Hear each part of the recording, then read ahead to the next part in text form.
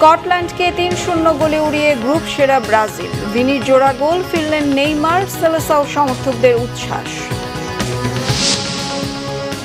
বিশ্ব অর্থনৈতিক ফোরামের বার্ষিক সম্মেলনে অংশগ্রহণ শেষে বেইজিংয়ে প্রধানমন্ত্রী শি জিনপিং তারেক রহমান বৈঠক কাল। বাংলাদেশকে $৪৫ কোটি ঋণ দিচ্ছে বিশ্বব্যাংক। রোহিঙ্গা ও স্থানীয়দের জীবনমান উন্নয়নে অস্ট্রেলিয়া ইউনিসেফের মানবিক সহায়তা চুক্তি। হামির প্রাদুর্ভাবের মধ্যে বাড়ছে ডেঙ্গুর প্রকোপ। ২৪ ঘন্টায় ২ জনের মৃত্যু। গুলশানে ৬ বাসায় উত্তর সেটের অভিযানে ডেঙ্গুর লার্ভা মিলেছে ৩টিতে। দেখছিলেন ক্রাউন সিমেন্ট সংবাদ শিরোনাম। এবার বিস্তারিত। বড় পর্দায় ব্রাজিলের জয় দেখেছে বাংলাদেশের সেলেসাও ভক্ত সমর্থকরাও। যুক্তরাষ্ট্রের মায়ামি স্টেডিয়ামে ব্রাজিলিয়ানদের আনন্দ উৎসব ঢাকার বিভিন্ন পয়েন্টে বড় পর্দার সামনে ভিড় করা দর্শকদের সঙ্গে মিলেমিশে একাকার হয়ে গেছে।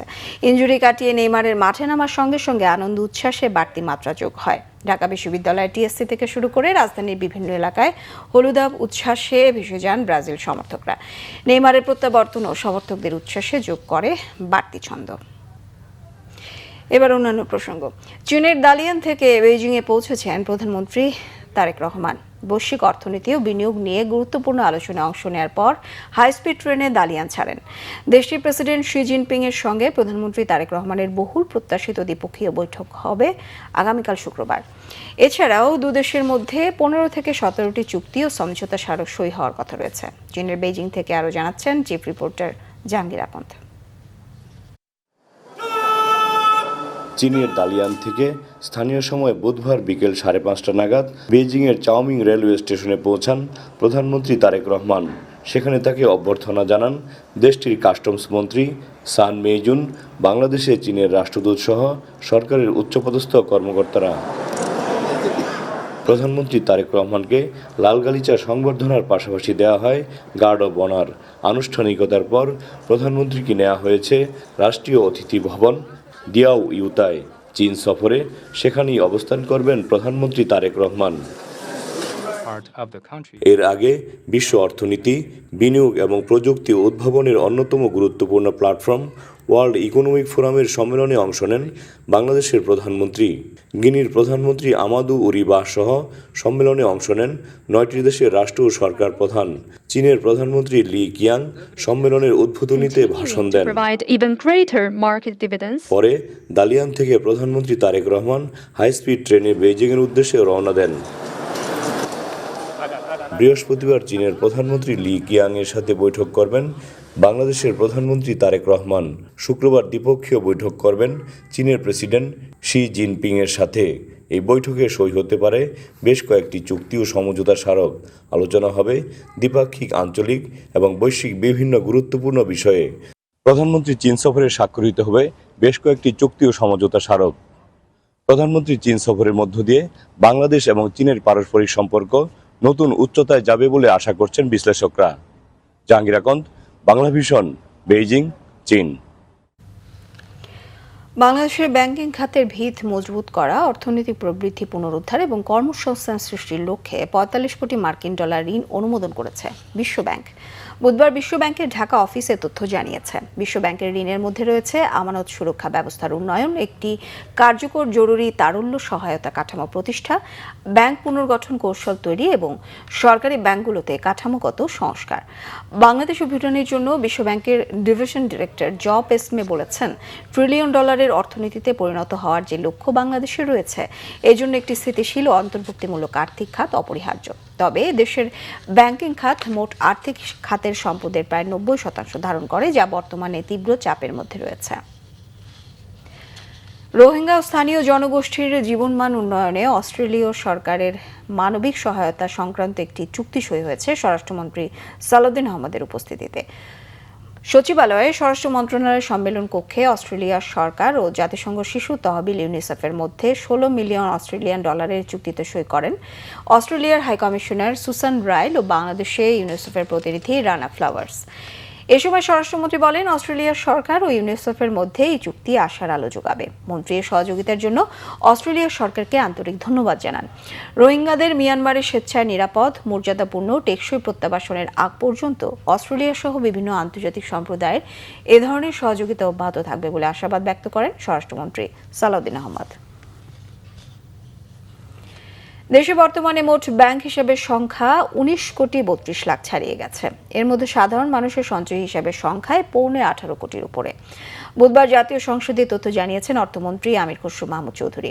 জাতীয় সংসদে টেবিলে উপস্থাপিত প্রশ্নের লিখিত উত্তরে জানান, দেশের সব নাগরিককে ব্যাংকিং ব্যবস্থার আওতায় আনতে সরকার জাতীয় আর্থিক অন্তর্ভুক্তি কৌশল প্রণয়নের কাজ শুরু করেছে।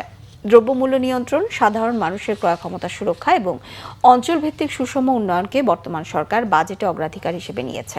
এজন্য আগামী অর্থবছরে মূল্যস্ফীতি 7.5% নামিয়ে আনা এবং অর্থনৈতিক প্রবৃদ্ধি 6.5% উন্নীত করার লক্ষ্য নির্ধারণ করা হয়েছে।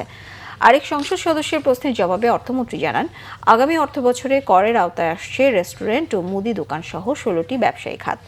পরে বাজেট আলোচনায় কক্সবাজার 2 আসনের বিএনপি সংসদ সদস্যের বক্তব্যে কোরআনের আয়াতের অপব্যাখ্যার অভিযোগ করে বিরোধী দল। এ সময় স্পিকার বলেন, মুসলিম সংখ্যাগরিষ্ঠ দেশে অপব্যাখ্যার কোনো সুযোগ নেই এবং সংসদে এ নিয়ে তর্ক হতে পারে না। বলেন, বক্তব্য খতিয়ে দেখা হবে, অপব্যাখ্যার কিছু থাকলে তা এক্সপাঞ্জের আশ্বাস দেন স্পিকার। কমেন্ট করতে পারেন, তারপরেও আমরা পরীক্ষা করে দেখব, যদি কোনো ভুল ধরনের ব্যাখ্যা দেওয়া হয় কোরআন হাদিসের, সেটা এক্সপাঞ্জড হবে। এবং কোরআন হাদিসের ভুল ব্যাখ্যা বাংলাদেশ একটি মুসলিম প্রধান দেশ, এই দেশে কখনোই গ্রহণযোগ্য হবে না। বিএনপির সিনিয়র যুব মহাসচিব রুহুল কবির রিজভী বলেছেন, একটি গোষ্ঠী দেশকে অস্থিতিশীল করার অপচেষ্টা চালিয়ে যাচ্ছে, তবে জনগণের সমর্থন নিয়ে সরকার সেই অপচেষ্টা মোকাবেলা করবে। তিনি আরো বলেন, যারা নতুন ফ্যাসিবাদের অভিযোগ তুলছে তাদের নিজেদের কর্মকাণ্ডেই ফ্যাসিবাদী মানসিকতার প্রতিফলন দেখা যাচ্ছে। তিনি বলেন, জুলাইয়ের গণহত্যাকারীদের বিচারিক কার্যক্রম নিজস্ব গতিতে এগিয়ে যাচ্ছে এবং সরকার বিচার সম্পন্নে প্রতিশ্রুতিবদ্ধ। প্রধানমন্ত্রী চীন সফরের মধ্য দিয়ে বিনিয়োগ ঘাটতি কমে আসবে বলে প্রত্যাশা রুহুল কবির রিজভীর। বিনিয়োগের ক্ষেত্রে প্রধানমন্ত্রী যুগোপযোগী সিদ্ধান্ত নিয়ে দেশের স্বার্থ প্রাধান্য দিয়ে বাণিজ্য ঘাটতি কমিয়ে আনবেন বলেও মনে করেন বিএনপির এই সিনিয়র যুগ্ম মহাসচিব।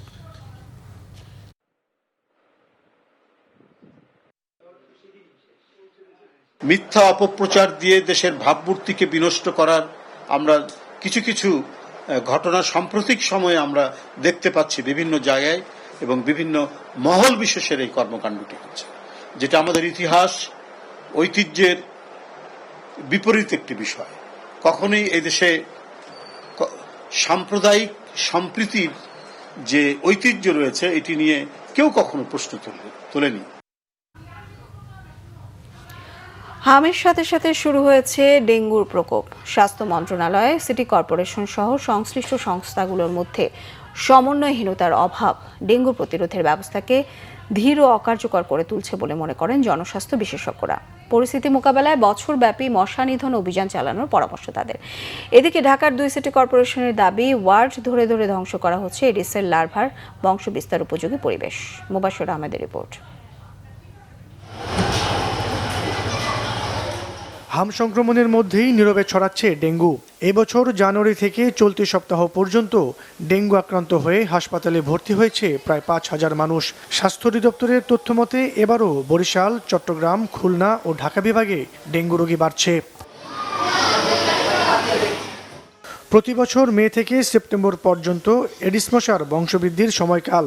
বৃষ্টির কারণে এই সময়টাতে শহরের রাস্তাঘাট, অলিগলির বিভিন্ন উৎসের পাশাপাশি বাসাবাড়িতে এসি, ফুলের টব ও ছাদের কোনায় জমে থাকা বৃষ্টির পানিতেও এডিসের লার্ভা জন্মানোর উপযুক্ত পরিবেশ তৈরি হয়। তবে এই পরিস্থিতি মোকাবেলায় প্রতি বছরই এডিসের লার্ভা জন্মানোর উৎসস্থলে ঔষধ ছেটানো সহ বিভিন্ন কর্মযজ্ঞ হাতে নেয় ঢাকার 2 সিটি কর্পোরেশন। এবারও তার ব্যতিক্রম নয়। ডেঙ্গুর যখন আপসার্জ হয়, যখন মশা বেড়ে যায় বা রোগীর সংখ্যা বাড়ে, তখন কিছু স্পেশাল প্রোগ্রাম হাতে নেওয়া হয়। যেই স্পেশাল প্রোগ্রামটা বছরের অন্যান্য সময়ে হাতে নেওয়া হয় না, কারণ ওই সময় এই প্রোগ্রামগুলো খুব একটা ইফেক্টিভ হয় না। যার মধ্যে অন্যতম হচ্ছে যে আমরা যেটা উত্তর সিটি কর্পোরেশন গত বছরও করেছিল, এবারও করা হচ্ছে, সেটা হচ্ছে অ্যাক্টিভ কেস সার্ভিলেন্সের। অধিক ঝুঁকিপূর্ণ 27টা ওয়ার্ড পাওয়ার পরে আমরা প্রথম এক সপ্তাহ সেই 27টা ওয়ার্ডে ক্রাশ প্রোগ্রাম চালিয়েছি। এটা জাস্ট গত সপ্তাহে, আগের সপ্তাহে এটা শেষ হলো। এখন মধ্যম ঝুঁকিপূর্ণ যে ওয়ার্ডগুলো সেখানে হলো যদি মানে রেগুলারলি একটা যে মশক নিধন সে কার্যক্রম চলছে। কিছু বাড়িতে আমরা ডেঙ্গুর জীবাণু পেয়েছি, ওদেরকে আমরা ওয়ার্ন আপ করে আসছি। নেক্সট টাইম আমরা আবার যাব, গিয়ে যদি আবার পাই তাহলে আমরা রেড লেবেল লাগিয়ে দিব।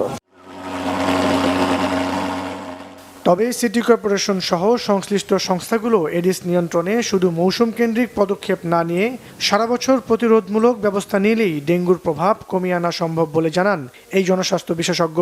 পদ্ধতি পরিবর্তন না করলে যদি আমরা একটা সমন্বিত কেন্দ্র, সমন্বিত অপারেশন সেন্টারের মাধ্যমে প্রতিদিন খোঁজখবর সমন্বয় করে করা, কারণ এটা শুধুমাত্র স্বাস্থ্য মন্ত্রণালয়ের কাজ না, শুধুমাত্র হাসপাতালের কাজ না। মশার যে কেমিক্যাল সেটা পরীক্ষা করতে হবে প্রতিনিয়ত, যেটা কাজ করছে কিনা। এই সমন্বিত হয়ে কর্মকাণ্ড না করার কারণে যার যার কাজ আলাদাভাবে করছি। হাসপাতালের কাজের সাথে মাঠ পর্যায়ের কাজের সমন্বয় নেই, আর সিটি কর্পোরেশনের মশক নিয়ন্ত্রণের কাজের সাথে কেন্দ্রীয় পর্যায়ে হয়তো তথ্য বিনিময় হয়, কিন্তু ওই মাঠে সমন্বয়টা হচ্ছে না।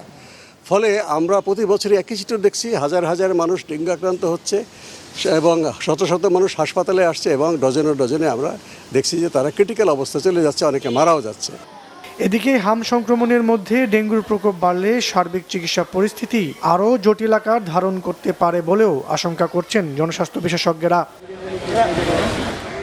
মুবাশশির আহমেদ, বাংলা ভিশন, ঢাকা। ডেঙ্গু আক্রান্ত হয়ে 24 ঘন্টায় মৃত্যু হয়েছে 2 জনের। হাসপাতালে ভর্তি রোগী 157 জন, আর হাম ও উপসর্গে মারা গেছে আরও 3 শিশু। নতুন করে আক্রান্ত হয়েছে 1089 জন। বুধবার স্বাস্থ্য অধিদপ্তরের সংবাদ বিজ্ঞপ্তিতে তথ্য জানানো হয়েছে। হাম আক্রান্ত হয়ে এ পর্যন্ত দেশের হাসপাতালগুলোতে চিকিৎসা নিয়েছে 75,000-এর বেশি শিশু। এর মধ্যে 30,000-এর বেশি চিকিৎসা নিয়েছে ঢাকায়। বিশেষজ্ঞরা বলছেন, ঢাকা কেন্দ্রিক চিকিৎসা সেবা দেয়া নেয়া কমিয়ে আনতে হবে। আধুনিক স্বাস্থ্যসেবা দেশের উপজেলা ও প্রান্তিক পর্যায়ে পৌঁছে দিতে পারলে ভবিষ্যতেও যে কোনো সংক্রামক রোগ মোকাবেলা করা সহজ হবে বলে মনে করেন জনস্বাস্থ্য বিশেষজ্ঞরা।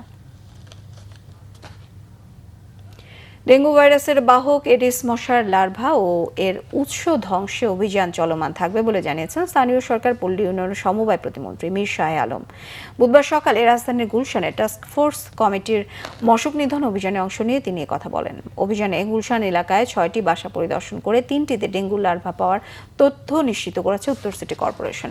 এ সময় গুলশানের চয়েস রেস্টুরেন্টকে 50,000 টাকা জরিমানা করা হয়। এর আগে মঙ্গলবার মীর শাহে আলমের তত্ত্বাবধানে ডেঙ্গু সহ মশাবাহিত অন্যান্য রোগ প্রতিরোধে একটি টাস্ক ফোর্স গঠন করা হয়। এই টাস্ক ফোর্স করা হয়েছে অভিযান পরিচালনা করার জন্য। আমাদের তো দাপ্তরিক কাজ আছে সবারই, নিয়মিত কাজের বাইরে আজকে হয়তো এখানে আসছি, আগামীকাল হয়তো দক্ষিণে যাব, এবং প্রত্যেক সপ্তাহেই আমরা 3-4 দিন করে এই টাস্ক ফোর্সের যে এটা ঠিক অভিযান শব্দটা শুনতে খারাপ লাগে, এটা কার্যক্রম, জনসচেতনতা, জনসম্পৃক্ততা এবং অ্যাডিস মশার উৎসস্থলগুলি, সোর্সগুলি দূরীকরণের জন্য যে কার্যক্রম, এটা আমরা অব্যাহত রাখব। বাণিজ্যমন্ত্রী খন্দকার আব্দুল মুক্তাদির বলেছেন, বিগত আওয়ামী লীগ সরকারের আমলে অপ্রয়োজনীয় প্রকল্প গ্রহণ ও দুর্নীতির মাধ্যমে প্রকল্পের ব্যয় বাড়ানোয় বৈদেশিক ঋণের চাপ বেড়েছে। বর্তমান সরকার কোনো অপ্রয়োজনীয় প্রকল্প গ্রহণ করবে না। রাজধানীতে ইআরএফ কার্যালয়ে এসএমই ফাউন্ডেশন আয়োজিত বাজেট আলোচনায় কথা বলেন বাণিজ্যমন্ত্রী। তিনি আরও জানান, উৎপাদন ও বিনিয়োগের স্বার্থে কারখানা পর্যায়ে দ্রুত সময়ে গ্যাস বিদ্যুতের সরবরাহ নিশ্চিত করতে চায় সরকার। ব্যবসা বাণিজ্য সহজীকরণের মাধ্যমে দেশকে বিনিয়োগ বান্ধবে পরিণত করা হবে জানিয়ে বাণিজ্যমন্ত্রী বলেন, রাজস্ব আহরণের প্রক্রিয়ার দুর্নীতি আছে, এটি বোঝার জন্য কাউকে নিয়োগ দেওয়ার প্রয়োজন নেই। সরকার অস্থির অবস্থা থেকে দেশকে সুস্থির অবস্থায় ফেরাতে চাইছে বলেও মন্তব্য করেন বাণিজ্যমন্ত্রী।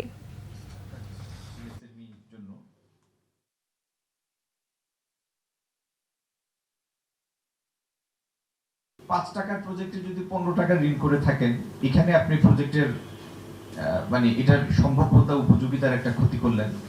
দ্বিতীয় হলো, এটার যদি স্পষ্ট কোনো রিটার্ন না থাকে তাহলে প্রজেক্টটা উদ্দেশ্যবিহীন, তার মানে এটার বিনিয়োগটা জ্বলে গেল, রিটার্ন নাই। তৃতীয় হলো, এটার উপরে ভর করে যদি যথেষ্ট বিনিয়োগ না হয় তাহলে পুরোটাই জ্বলে গেল।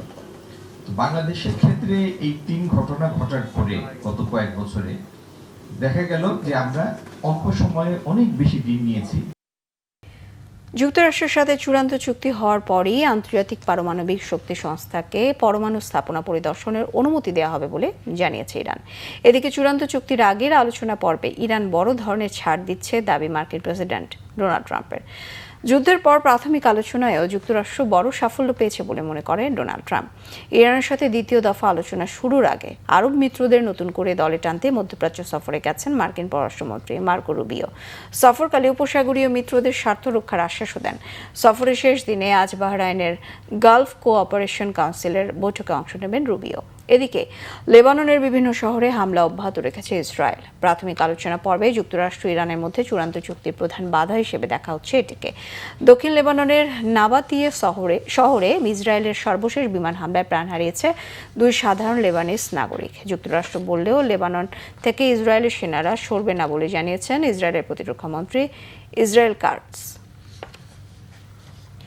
আজ থেকে শুরু হলো গ্রুপ পর্বের শেষ রাউন্ড। বিশ্বকাপের নিয়ম অনুযায়ী গ্রুপের শেষ রাউন্ডের ম্যাচগুলো একই সময়ে অনুষ্ঠিত হয়। সেই নিয়মে বি গ্রুপের 2 ম্যাচে মুখোমুখি হয় 4 দল। স্বাগতিক কানাডার প্রতিপক্ষ ছিল সুইজারল্যান্ড। বসনিয়া খেলেছে কাতারের সঙ্গে। দেখে নেব এই গ্রুপ থেকে কোন 2 দল সরাসরি পেল নকআউট পর্বের টিকিট। আরও জানাচ্ছেন মনির হোসেন খান।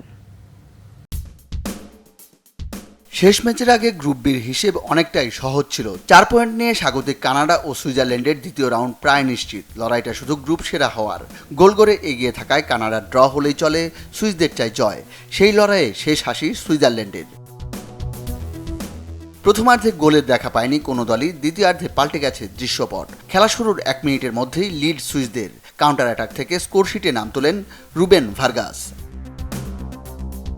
দ্বিতীয় গোলটি কানাডার ডিফেন্স ও গোলকিপারের ভুলের খেসারত। এবারও কাউন্টার অ্যাটাক, ব্রিল এমব্রোলের পাস খুঁজে পেল অরক্ষিত জোহান মঞ্জাম্বিকে। তার জোরালো শট গোলরক্ষককে ফাঁকি দিয়ে জায়গা নিল জালে। গোল শোধে মরিয়া কানাডা। একের পর এক আক্রমণ, সুযোগ মিলল 76 মিনিটে। প্রমিস ডেভিসের ভলি খুঁজে পেল সুইজারল্যান্ডের জাল। শেষ দিকে মুহুর্মুহু আক্রমণ সহ স্বাগতিকদের, তবে ফিনিশিং টাচ দেওয়া হয়নি তাদের। বাধার প্রাচীর হয়ে দাঁড়িয়েছে সুইস গোলরক্ষক। 2-1 গোলের জয়ে গ্রুপ সেরা সুইজারল্যান্ড দ্বিতীয় হয়ে নকআউট পর্বে ওঠার আনন্দে সন্তুষ্ট থাকতে হলো কানাডাকে। এই গ্রুপ থেকে বসনিয়ারও নকআউটে যাওয়ার সুযোগ, তবে সেরা তৃতীয় দল হতে গোল ব্যবধান বড় বাধা। প্রথম 2 ম্যাচে 1টি পয়েন্ট পেলেও তাদের জালে বল গেছে 4 বার। শেষ ম্যাচে কাতারের বিপক্ষে বড় ব্যবধানের জয় চাই তাদের। বসনিয়া চেষ্টা করেছে আপ্রাণ। ম্যাচের প্রথম ভাগেই 2 গোল। 29 মিনিটে কেরিম আলাজবেগোভিচের গোলে লিড। 5 মিনিট পরেই ব্যবধান দ্বিগুণ। এবার যদিও বসনিয়াকে গোল উপহার দিয়েছেন কাতারের ডিফেন্ডার। নিজেদের জালে বল জড়িয়েছেন কাতারের মাহমুদ আবুনাদা।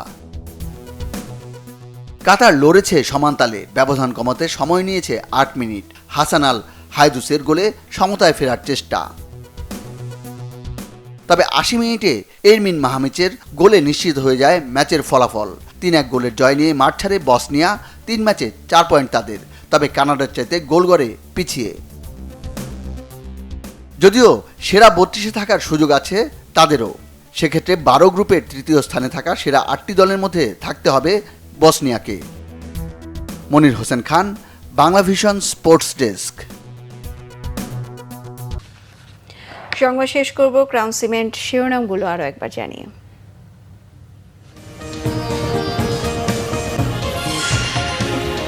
স্কটল্যান্ডকে 3-0 গোলে উড়িয়ে গ্রুপ সেরা ব্রাজিল। ভিনির জোড়া গোল, ফিরলেন নেইমার। সেলেসাও সমর্থকদের উচ্ছ্বাস। বিশ্ব অর্থনীতি ফোরামের বার্ষিক সম্মেলনে অংশগ্রহণ শেষে বেইজিংয়ে প্রধানমন্ত্রী শি জিনপিং তারেক রহমান বৈঠক কাল। বাংলাদেশকে $45 কোটি ঋণ দিচ্ছে বিশ্ব ব্যাংক। রোহিঙ্গা ও স্থানীয়দের জীবনমান উন্নয়নে অস্ট্রেলিয়া ইউনিসেফের মানবিক সহায়তা চুক্তি। হামের প্রাদুর্ভাবের মধ্যেই বাড়ছে ডেঙ্গুর প্রকোপ। 24 ঘন্টায় 2 জনের মৃত্যু। গুলশানে 6 বাসায় উত্তর সিটির অভিযানে ডেঙ্গু লার্ভা মিলেছে 3টিতে।